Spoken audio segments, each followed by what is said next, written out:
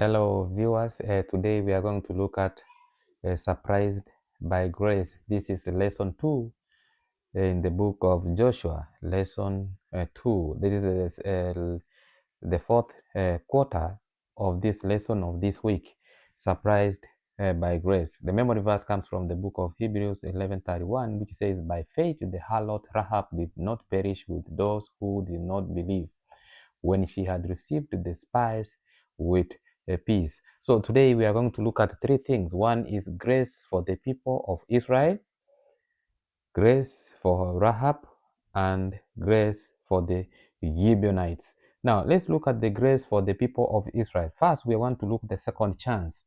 What is this second chance? Especially when we look in the book of Joshua 2:1, which says, Then Joshua, son of Nun, secretly sent 2 spies from Shittim. Go look over the land, he said, especially Jericho. When Moses sent spies to inspect Canaan, the people refused to enter. We see 40 years later, new spies were sent with different results. We see the Israelites, when they were in Egypt, when Moses was leading them to the land Canaan, Moses sent, we find he sent 12 spies. When they went there for 40 days, they did their inquiries and investigations, and they brought messages which were discouraging. And this message discouraged most of the people who were heading to Canaan. But now Moses died. This man by the name Joshua was given a chance to lead the children of Israel to the land Canaan. Joshua secretly sent 2 spies. They took 3 days and they brought in an encouraging message.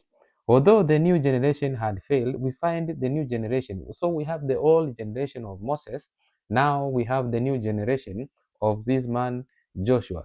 We see, although the new generation had failed miserably in the face of Balaam temptation, God gave them a second chance. When we read, let's look at the book of Joshua 2:1.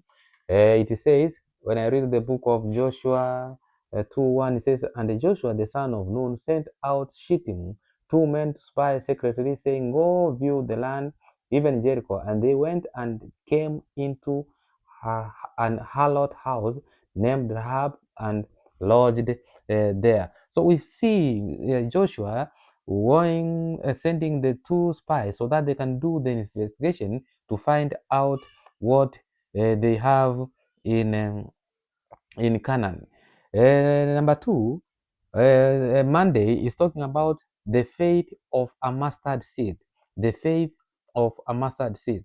The book of Hebrews 11:1, that comes from the memory verse, which says that by faith Rahab the harlot did not perish with those who were disobedient, having received the spies with peace. What was Rahab's faith based on? When we read in the book of Joshua 2:9-11, let me read Joshua 2:9-11, which says, and she said unto men, I know that the Lord hath given you the land, and that your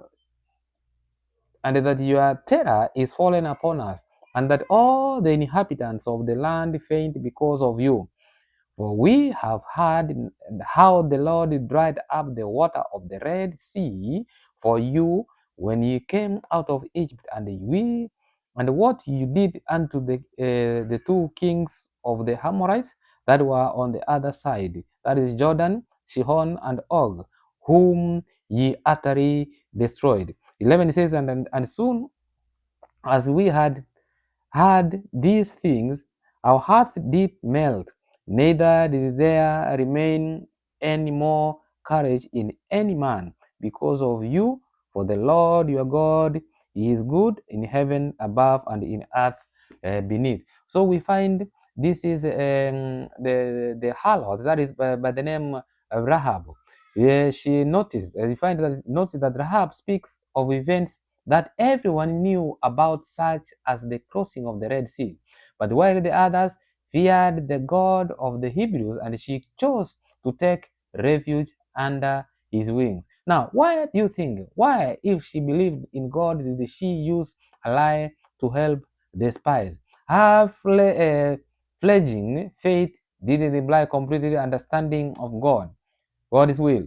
She acted as the best as she could to help the spies and save her life and that of her family. And knowledge will come later. So the Bible commends that for the decision she made, for her understanding of God's way of acting, and to the way she backed up her words with the concrete action when we read the book of James 2:25. So Rahab is an example of what would have happened to any Jericho resident who had surrendered to God, and anybody who had surrendered to God. Now let's go to Tuesday. The covenant extended to Rahab.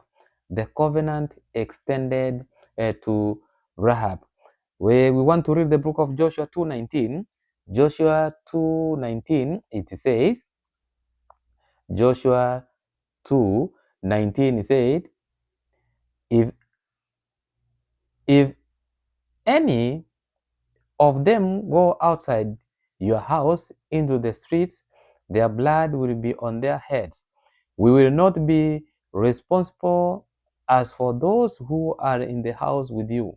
Their blood will be on our head if a hand is laid on them. That is the book of Joshua 2:19. Joshua 2:19. Now, why am I reading this? We are seeing the covenant extended to Rahab.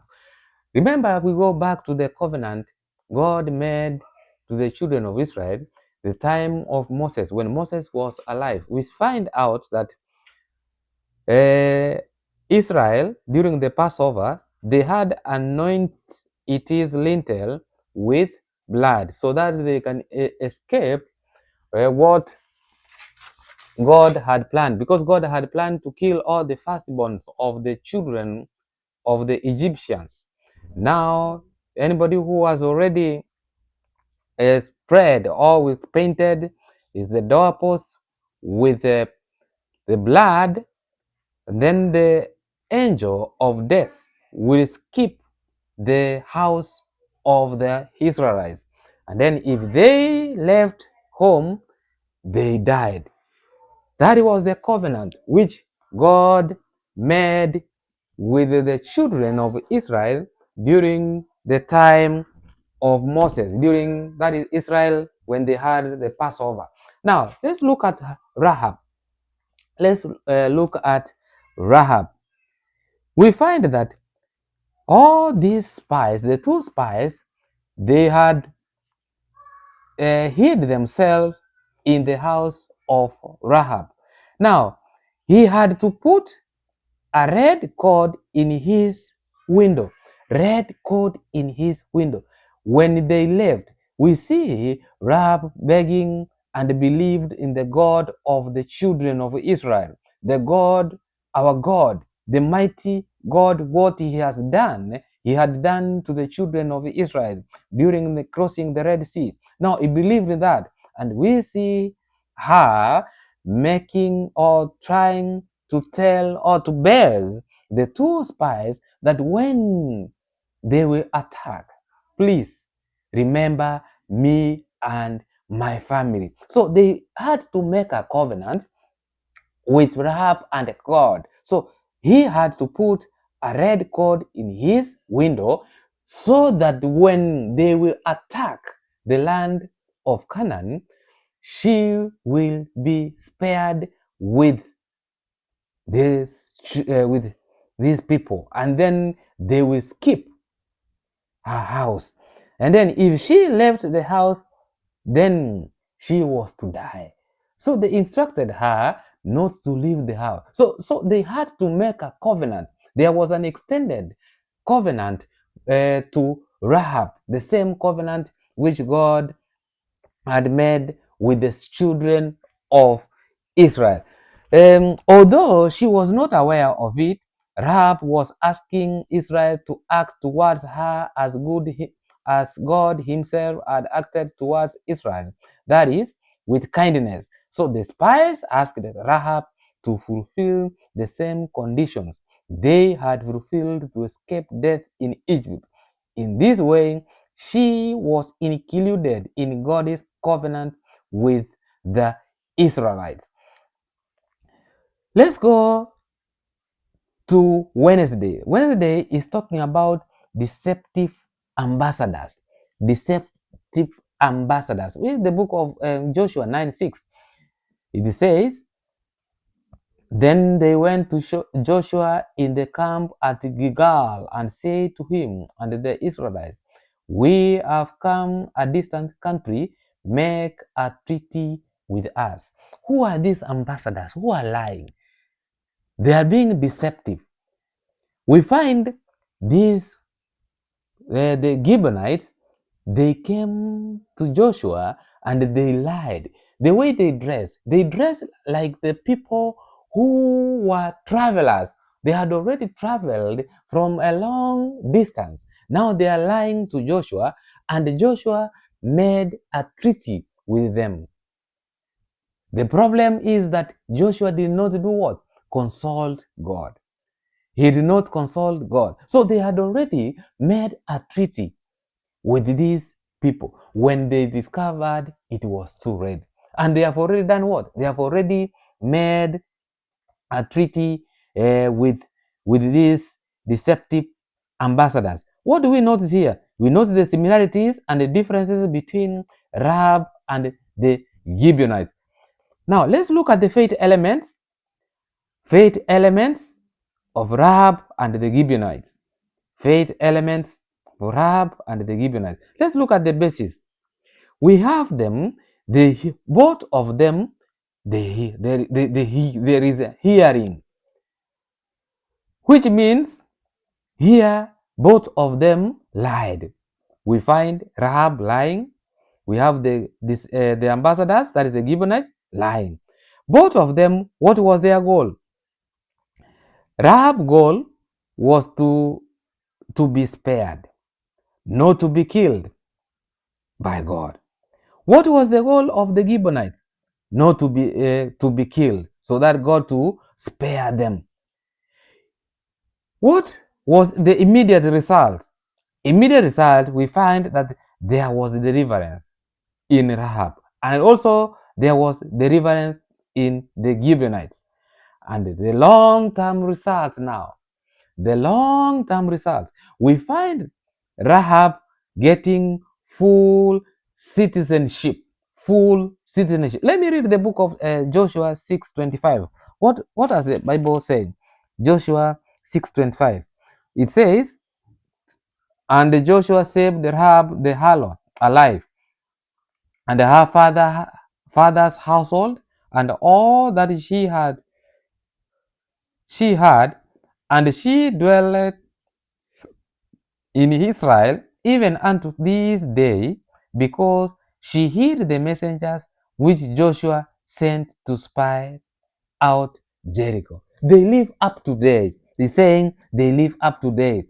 Now, what about the long-term results of the Gibeonites?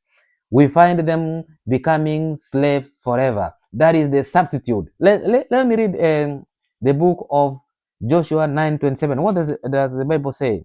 Joshua 9:27. It says, "And Joshua made the day hewers of wood and drawers of water for the congregation and for the altar of the Lord, even unto this day, in the place which he should choose." Now we find that they lied. These ambassadors lied. But because they had already made a covenant, they had already made a treaty with Joshua, they had to keep the treaty. They have to keep it until today. That they lied, the Gibeonites lied, but they had already made a treaty. So they cannot do what? They cannot break the treaty. Because they had made a treaty and a covenant with God. So they had not to do to break it. So we find that instead of them dying, they were made slaves forever. They were cutting wood, and we see them doing what? Drawing water. And they were doing this in the house of God. Let's look at the blessings and the curses. Blessing and the curses. Blessing and a curse. Let's read. I want us to read in the book of Joshua 9:23. The book of Joshua 9:23. What does the Bible say? Joshua 9:23. It says, "You are under a curse. You will never be released from service of woodcutters and water carriers for the house of my God." For the house of my God. You will work here until the end. So we see that the sparing the Gibeonites lives would have disobeyed a direct command from God. When we read in the book of Deuteronomy 7:1-2, breaking an oath like the one sworn to them was also considered a sin. We find how was the dilemma resolved. Their lives were spared, but they were placed under a curse, and the curse was to be the servants from generation to generation. And this placed them in a close relationship with God's people from whom they were never separated. Furthermore, being water carriers and wood cutters for God's house put them in the constant contact with God. By God's grace, the curse became a blessing. I take no pleasure in the death of the wicked, but rather than they turn from their way and live. So what do we find here? They were working as slaves. They were woodcutters. They were used to fetch water for the people of God. Now, what do we find here? Where were they working? They were working in the house of God. So they were slaves, but they were in the house of God. This one saved them. Working in the house of God, this work they were doing, because they were doing it in the house of God, it saved them. What does Ellen G. White say in the book of Christ Object Lesson, page 290? It says, Christ Object Lesson, page 290, it says that the children of Israel were to occupy all the territory which had appointed them. Those nations that rejected the worship and service of the true God were to be dispossessed. But it was God's purpose that by the revelation of his character, through Israel, men should be drawn unto him. To all the whole, the gospel invitation was to be given. That is, all who, like Rahab the Canaanite and Ruth the Moabites, turned from idolatry to the worship of the true God, were to unite themselves with his chosen people. What do we find here? We find here that the Canaanites had overstepped the bounds of the grace. For that reason, the command to Israel was, "Go in, kill them all, and seize their possessions." 2, we find here that, however, there were still people in Canaan who had not crossed those boundaries, or who were willing to accept the grace of God wanted to extend to them, were saved from destruction. They were saved from destruction.